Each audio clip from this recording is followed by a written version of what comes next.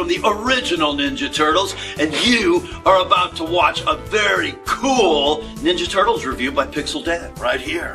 All right, Turtle Power! Hey guys, I'm Pixel Dan, and this is a review of the Teenage Mutant Ninja Turtles Classic Collection, Rokstedi.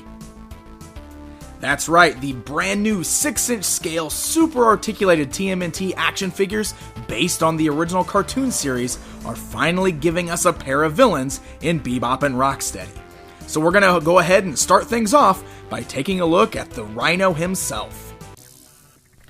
Rokstedi comes packaged on the blister card packaging that is very reminiscent of the vintage Ninja Turtles toy line, with the bricks in the background and the classic TMNT logo up at the top.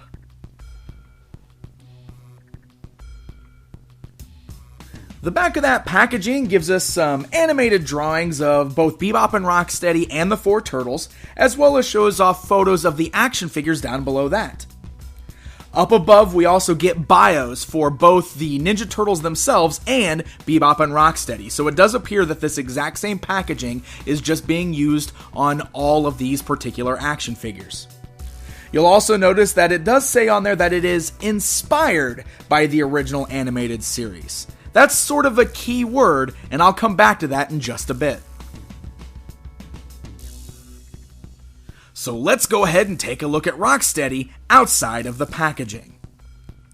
Now, one of the things you're going to notice right away, and what has been a bit of a topic of debate about these guys, is the fact that Rokstedi and Bebop both do not look like they did exactly in the animated cartoon series.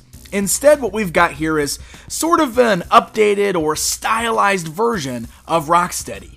Now, don't get me wrong, he still clearly looks like Rokstedi, but when we got the 4 Teenage Mutant Ninja Turtles, they both looked exactly as they appeared in the classic cartoon series. Rokstedi here does not. So that's going to bring me back to the word inspired by that's on the back of the packaging. I think Playmates actually did a pretty good job of admitting that this isn't directly from the cartoon series. But like I said, the figure is still very recognizable as Rokstedi himself. And the outfit that he's wearing is colored more like he appeared in the cartoon series rather than the vintage action figure. He's got a really good sculpt too. He's got a very mean looking face that almost has a much more realistic Rhino look to it than he did in the cartoon series. He's got those beady yellow eyes and white teeth sticking out from his angry scowling mouth.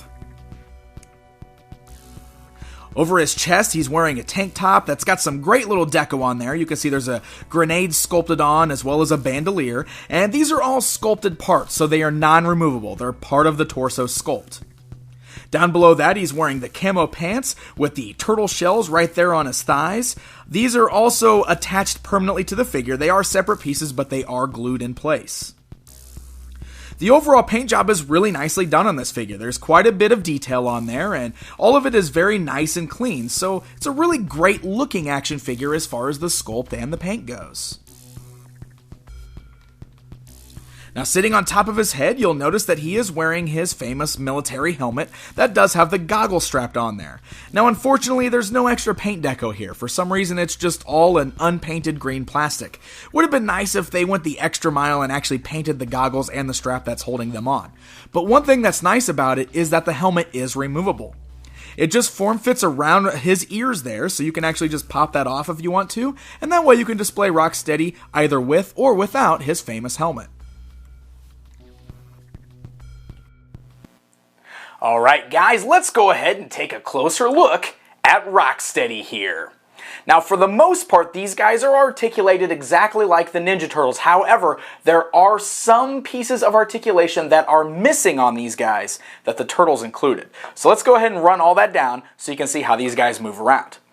The head is ball jointed, but as you can see, he's kind of leaning forward. You can see the neck is kind of stretched forward, so the head plugs onto the front there to kind of complete that Rhino look. So really all you're going to get out of it is kind of the nodding left and right kind of pose. It moves up and down slightly, but there's not going to be a lot of posing just because of the way that he's built. So that's how you're going to move the head there. You got the nice ball joints at the arms, so the arms can go all the way up at the shoulders there. They roll all the way around there. You got great swivels at the biceps. You got double joints at the elbows, so a great range of movement there. You've got a standard swivel at the wrist. You also have hinge joints at the wrist. So great movement in the hands there. Now, one piece that's missing on these guys that we had on the Turtles is actually the fingers. The fingers are not articulated, but I like that. He actually holds onto his weapons much better than the Turtles do since there is no finger articulation, so I'm totally cool with that. As I mentioned, all of this is just part of the sculpt, so as you can see, it's very hard and rigid, just like the rest of his torso. But he does have the nice little kind of ball joint there on the torso, so he can roll all the way around, he can swivel left and right. Basically, that works as his waist articulation as well. He's got nice like hinge joints there at the thighs, so legs can go outwards, they can go forwards, backwards. You can get him in a pretty decent sitting pose. Well, how about that? Ball joints on the legs. That's actually the first time I've pulled that off. So the legs are actually just ball jointed under there, and they're actually easily removable, but they snap on pretty good. I'm glad I got to show that to you. He does also swivel there because of the ball joints. He's got double joints in the knees there, so the knees can bend really good. He's got swivels at the boots, but this is where we come to another bit of articulation that's completely missing on these guys. There is no ankle articulation whatsoever. No hidden joint, no rocker, all we get's a boot swivel. So that is going to hinder the type of movement you can get out of his legs. Even though he's got all these other poses, since you can't move his ankles, there's not a whole lot you can do except have him standing flat foot.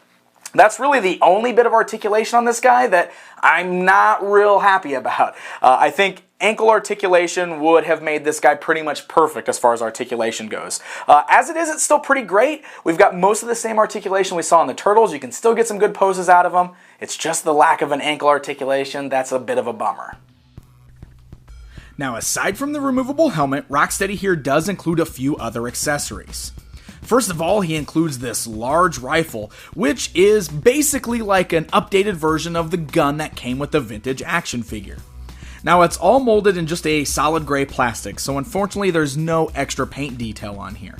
But it is still a really nice looking gun, and both of his hands are molded with trigger fingers, so he can hold it in either hand. There's also an extra handle up there at the front of the gun, so that you can get some really cool two-handed poses out of it. Now, it does also have the little tripod thing on the front there where it looks like he could lay on the ground holding it, but he's not really articulated well enough to be able to lay down while holding onto this gun. As a second accessory, he also includes this machete knife, which again can be held in either one of his hands just fine. And it's really cool matching this up with the gun to really arm your Rokstedi up. And lastly, he includes a sewer lid figure stand. It's the exact same design that we saw with the 4 Turtles, this time with the Rokstedi name printed on it. It's got 2 pegs that fit right there snugly in his feet, and works really well for helping to keep this guy standing, especially since you can't move his ankles or anything like that. Alright guys, it's comparison time. Here's a look at this brand new Rokstedi action figure standing alongside the vintage figure to give you a good idea of the difference in both the sculpt and the scale between these two toys.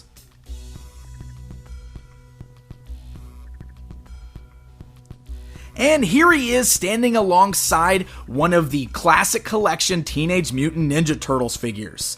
Here you can see that they stand roughly the same height, but Rokstedi does seem a little slimmed down when compared to the beefier Turtles.